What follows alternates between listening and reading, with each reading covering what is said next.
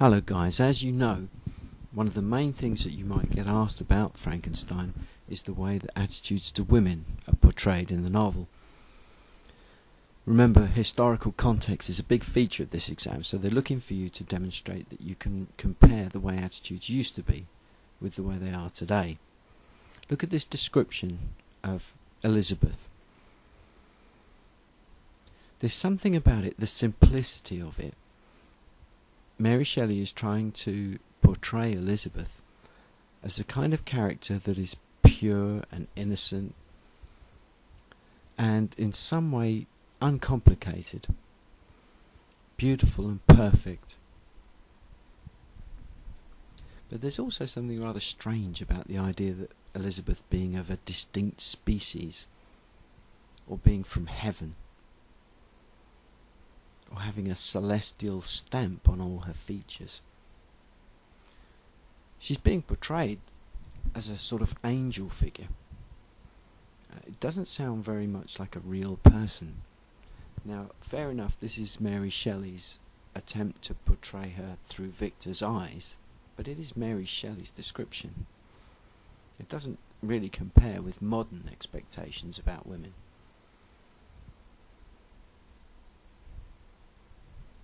Here's another description of Elizabeth.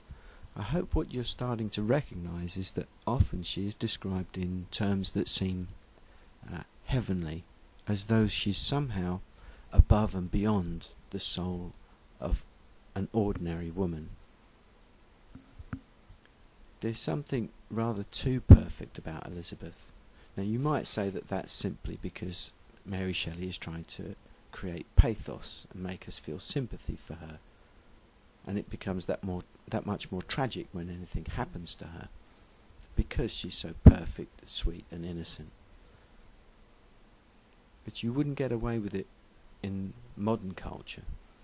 In the 21st century we expect women to be a little bit more ordinary. There's also something rather celestial and divine about her, like the Virgin Mary. We don't think of women in those terms anymore. We send women to fight in Iraq nowadays.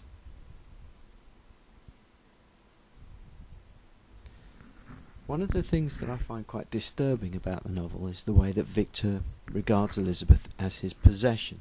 You might remember that the very first time we encounter her in the novel, she's been given to Victor as a gift.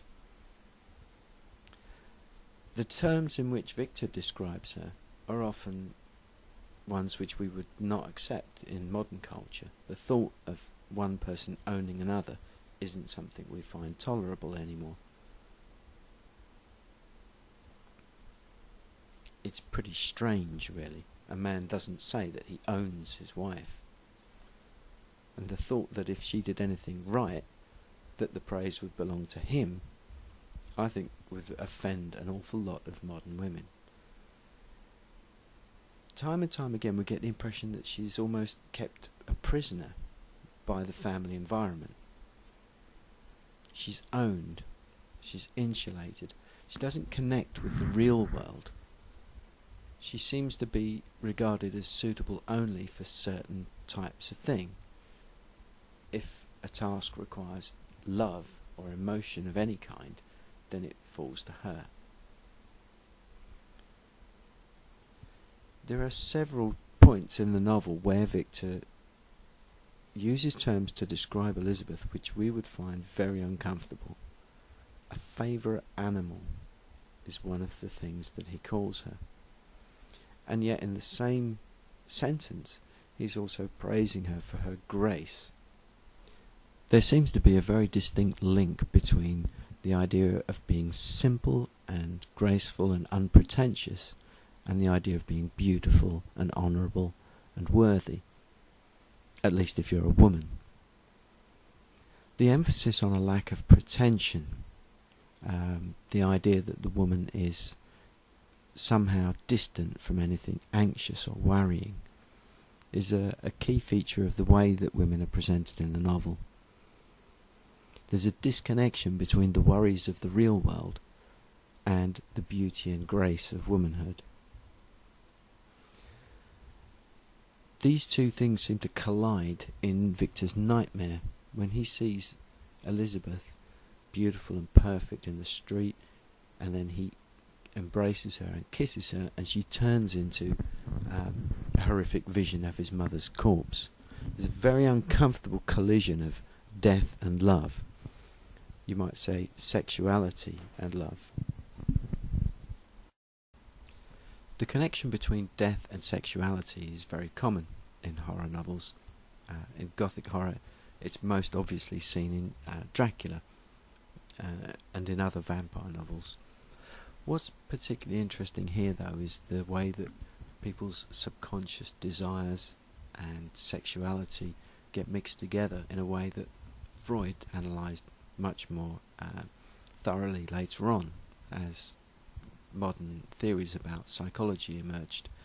This predates modern attitudes towards psychology quite significantly, and Mary Shelley is on the trail of something which is very much a part of modern science, the idea that dreams reveal our inner selves to us.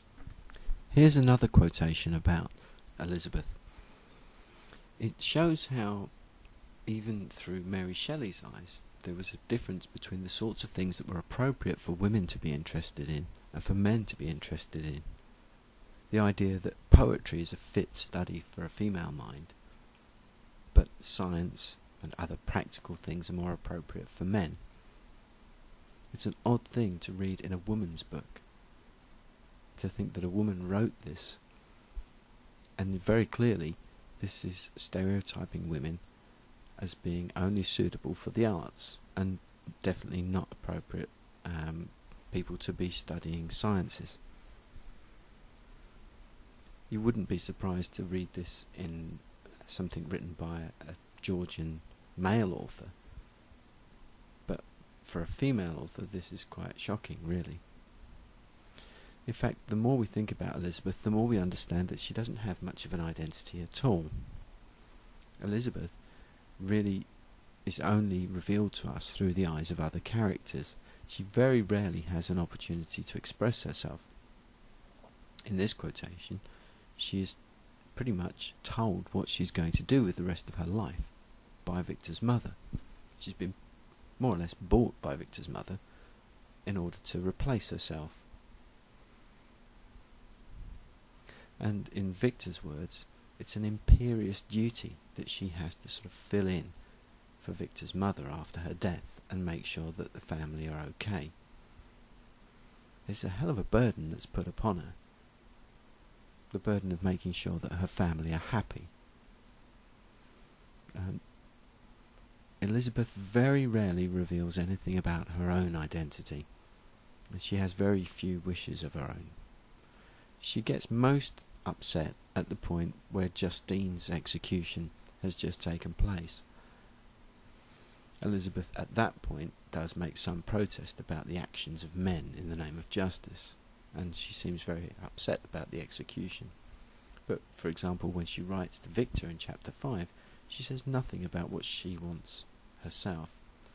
Later on, we become more and more caught up in the idea that Elizabeth has no idea of the terrible threats that hang over her head. The novel is full of suspense, as we the readers are aware of the fact that Elizabeth is in danger, but Elizabeth herself knows nothing about it. Now, from one point of view, it's a perfectly sort of predictable aspect of a horror novel, that one of the principal characters whose life is in danger doesn't understand the full implications of that. But if you consider her as a woman, it's rather, well, condescending, really. She doesn't put two and two together at any point. In fact, neither Justine or Elizabeth have any clue really why they died, even though the man who was principally the cause of it was right in front of them all the time, lying through his teeth. One of the things that strikes me about the death of Elizabeth is that it reminds us something of somewhat of a Shakespearean character's death, Desdemona, in Shakespeare's Othello, which you'll be studying next year. It's a similarly sort of tragic end. Here is a summary of the key points that have come out of this video, things that I think you need to be aware of, and that's the end.